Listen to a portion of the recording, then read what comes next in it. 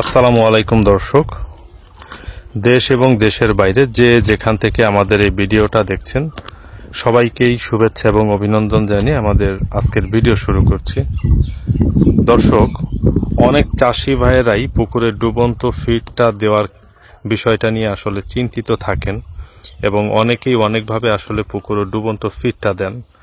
আর অনেকেই আসলে কমেন্টের মাধ্যমে অনুরোধ করেছেন যে ডুবন্ত ফিড কিভাবে দেই তারপর একটা ভিডিও করার জন্য, এবং হোয়াটসঅ্যাপে কিছু ভাইয়েরা অনুরোধ করেছেন এবং তারা যেভাবে ডুবন্ত ফিডটা দেন সেইভাবে আমাকে ভিডিও করে পাঠিয়েছেন। তো সেই সকল চাষি ভাইদের উদ্দেশ্যেই আজকে আমাদের এই ডুবন্ত ফিড দেওয়ার যে নিয়ম বা আমরা যেভাবে দিই সে বিষয়ের উপর আজকে ভিডিওটা করছি।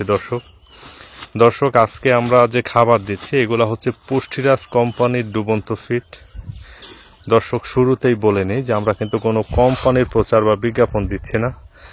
এই ফিড কোম্পানির থেকেও আরও অনেক ভালো ভালো ফিড কোম্পানি হয়তো বাংলাদেশে আছে, অনেক ভালো ভালো কোম্পানির ডুবন্ত ফিড বাংলাদেশে আছে, কিন্তু এই পুষ্টিরাজ কোম্পানি আমাদেরকে কিছু সুযোগ সুবিধা দিচ্ছে বিধায় আমরা পুষ্টিরাজ কোম্পানির ফিডটা দিচ্ছি। তো দর্শক, আমরা ফিডটা দেওয়ার জন্য এখানে দেখতে পাচ্ছেন যে 4টি খুঁটি গোপা আছে। এই 4টি খুঁটির সাথে আমরা একটা ট্রে বেঁধে রেখেছি এবং ট্রেটি আমরা যেভাবে প্রস্তুত করেছি কোরিয়ান যে শক্ত ঘন যে নেট আছে সেই নেট দিয়ে আমরা ট্রেটাকে প্রস্তুত করেছি। এবং আমাদের এই পুকুরটাতে বর্তমানে 10 ফিট পানি আছে। তো আমরা উপর থেকে 4 ফিট নিচে, পানির 4 ফিট নিচে এটাকে বেঁধে দিয়েছি এবং নিচ থেকে হয়তো 5-6 ফিটের মতো ফাঁকা আছে। তো দর্শক, প্রথমে আমরা নেট দিয়ে একটা 15 ফিট বাই 15 ফিট একটা নেট দিয়ে সেলাই করে তৈরি করিয়েছি দর্জির দোকান থেকে। তো সেটার চারপাশে একটা পাইপিনের মতো রেখেছি যেন রশি ভরা যায়। তো সেইটাই ভিতর দিয়ে আমরা আবার প্লাস্টিকের যে রশি আছে, শক্ত রশি, সেই রশি ভরে দিয়েছি। ভরে দিয়ে 4টা খুঁটি শক্তভাবে এখানে গেড়ে সেটার সাথে আমরা শক্ত করে টান করে বেঁধে দিয়েছি যেন এটার উপরে আসলে 10-20 বস্তা খাবারেরও যদি প্রেসার পড়ে এটা যেন আসলে ভেঙে না যায় বা অন্য কোনো সমস্যা না হয়। তো দর্শক, আমাদের এই পুকুরটাতে আমরা 4000 পিস মাছ ছেড়েছিলাম, 1/2 কেজি সাইজ এবং 1/2 কেজি প্লাস। তো আমরা যখন মাছ ছেড়েছি তখনই কিন্তু আসলে 2 টন প্লাস মাছ আমরা ছেড়েছি। তো আসলে একটু বড় জায়গায় যদি খাবারটা না দেওয়া হয় তাহলে যে সমস্যাটা হবে যে সমস্ত মাছ কিন্তু খাবারগুলো ঠিকঠাক মতো খেতে পারবে না। এবং আমি দেখেছি যে অনেক চাষি ভাইয়েরা করেন কি যে ছোট 3 ফিট বাই 4 ফিট অ্যালুমিনিয়ামের যে খেজুরের রস জ্বালানোর যে তাফাল আছে সেটার ভিতরে করে, বা স্টিল দিয়ে অনেকে 3 ফিট 4 ফিট 5 ফিট সাইজের ট্রে তৈরি করতেছেন। কিন্তু সেই চাষি ভাইদেরকে আমি বলবো যে ভাই, যদি ওই ছোট জায়গাটাতে করে আপনি খাবার দেন, যদি আপনার পুকুরে 1 টন বা 2 টন কার্প জাতীয় মাছ থাকে ডুবন্ত ফিড খাওয়ার মতো, তাহলে যে সমস্যাটা হবে যে মাছ খাওয়ার সময় এত পরিমাণে তাড়াহুড়া করে খাবে, দেখা যাবে যে একটা পর্যায়ে আপনার খাবারগুলো সেই মাটিতেই পড়ে যাবে এবং খাবারগুলো নষ্ট হবে। আর দর্শক, যারা আসলে কার্প জাতীয় মাছ চাষ করে একটু বড় সাইজের মাছ ছাড়েন, আসলে ডুবন্ত ফিশ ছাড়া কিন্তু করা কখনোই সম্ভব না, কারণ ডুবন্ত ফিশ ছাড়া মাছের সেই গ্রোথটা আসলে আসবে না। কারণ আমি নিজেই দেখেছি যে রুই মাছটা বিশেষ করে একটু বড় হয়ে গেলে ভাসমান ফিডটা আর ওইভাবে খেতে চায় না। 1 কেজির উপরে চলে গেলে ভাসমান ফিডটা খেতে কিছুটা হলেও আসলে অনীহা প্রকাশ করে রুই জাতীয় মাছটা।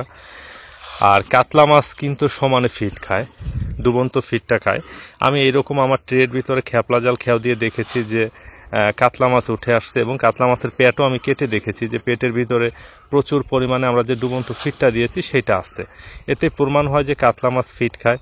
এবং দর্শক, আমার পূর্বের অভিজ্ঞতায় সিলভার এবং বিগ হেড মাছও এই ডুবন্ত ফিডটা খায়, আমি দেখেছি নিজে প্রমাণ করে। এইভাবে ট্রের ভিতরে আমি খ্যাপলা মেরে আমি পেট কেটে দেখেছি।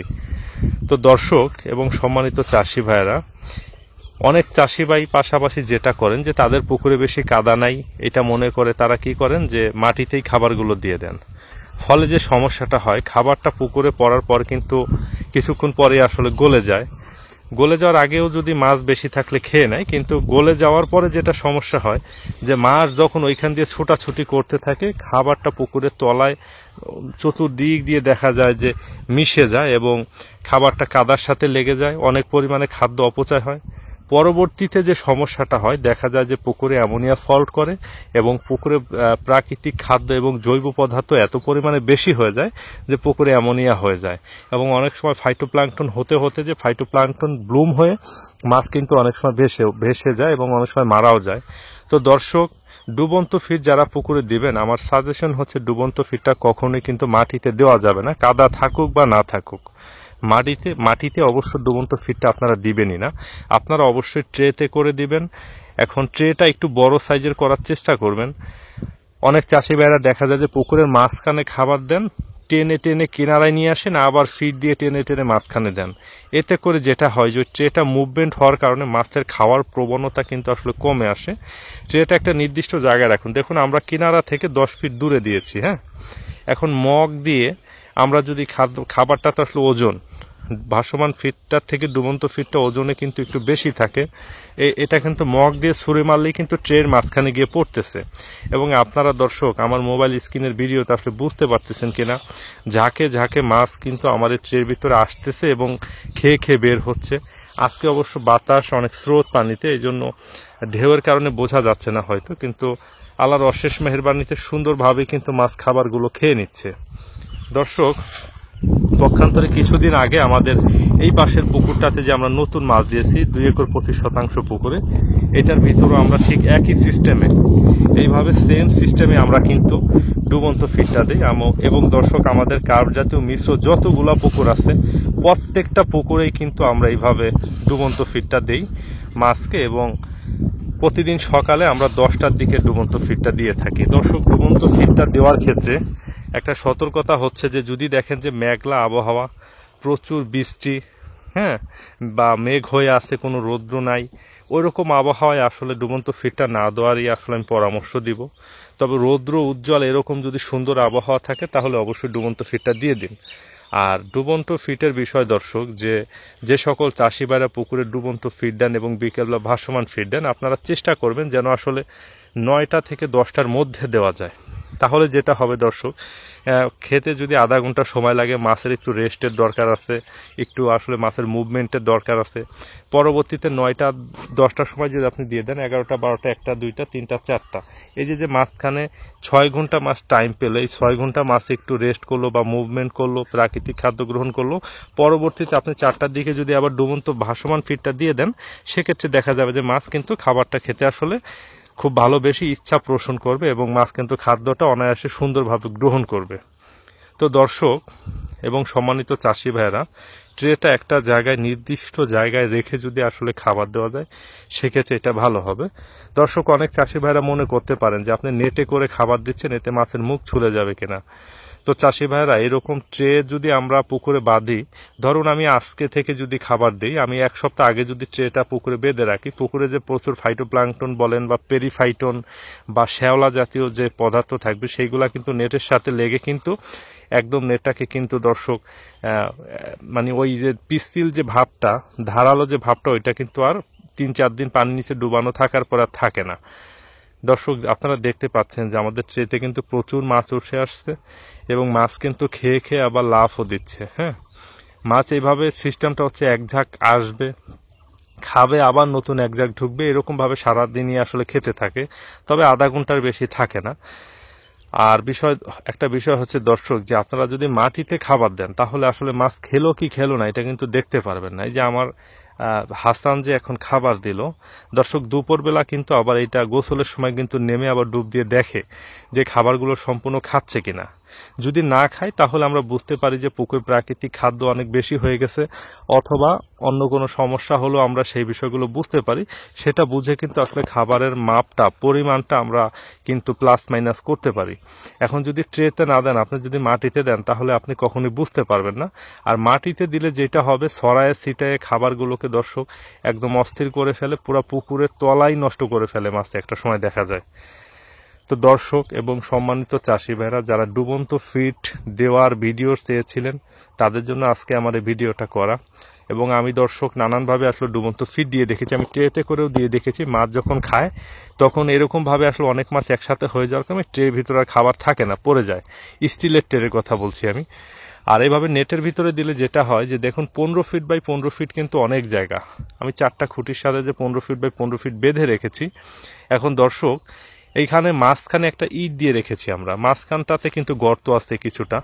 আমরা যখন খাবারটা দিচ্ছি সুন্দরভাবে কিন্তু গর্তে চলে যাচ্ছে। হ্যাঁ, এখন গর্তে যাওয়ার পরে মাছ তার ইচ্ছা মতোই যাচ্ছে, খাচ্ছে, ঘুরছে, ফিরছে, মোটামুটি সব মাছই কিন্তু খাবারটা পাচ্ছে।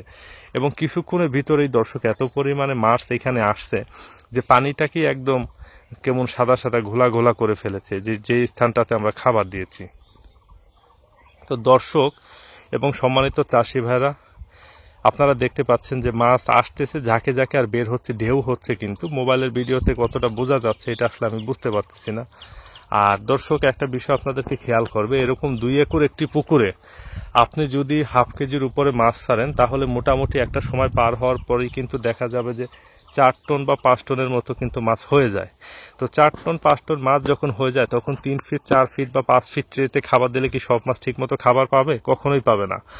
এই জন্য মোটামুটি বড় একটা জায়গাতে আপনাকে খাবার দিতে হবে এবং সেটাই আমরা করতেছি। আমরা কিন্তু দর্শক 15 ফিট বাই 15 ফিট বড় জায়গাতে খাবার দিচ্ছি যেন সব মাছ সুন্দরভাবে খাবারগুলো পেতে পারে। তো সম্মানিত চাষি ভাইয়েরা, দর্শক এবং প্রবাস থেকে যারা ভিডিওটা দেখছেন, আমাদের এই ভিডিওটা দেখে যদি আপনাদের ভালো লাগে তাহলে আমাদের চ্যানেলটা সাবস্ক্রাইব করে আমাদের সাথেই থাকবেন। আমাদের এই চ্যানেলটাতে মাছ চাষ বিষয়ক নানান ধরনের তথ্য এবং পরামর্শমূলক ভিডিও আমরা আপলোড করে থাকি। এই ভিডিওগুলোতে হয়তো আপনাদের মাছ চাষে কিছুটা হলেও আসলে উপকারে লাগলেও লাগতে পারে। তো আপনাদের অভিজ্ঞতার পাশাপাশি আমাদের অভিজ্ঞতাগুলোকে যদি একটা কর্নারে রাখেন, কোনো একটা সময় হয়তো এটা আপনাদের কিছুটা হলেও কাজে দেবে। তো দর্শক, সবার সুস্বাস্থ্য এবং দীর্ঘায়ু কামনা করে আমরা আমাদের আজকের ভিডিওটা এখানে শেষ করছি। এবং ডুবন্ত ফিড দেওয়ার বিষয় যদি আজকের ভিডিওতে সবকিছু বলতে যাই তাহলে আমাদের ভিডিওটা অনেক লম্বা হয়ে যাবে। আমরা পরবর্তীতে এটা নিয়ে আরেকটা ভিডিও করব। আজকের ভিডিওটা এই পর্যন্তই। সবাই ভালো থাকবেন, সুস্থ থাকবেন। আসসালামু আলাইকুম।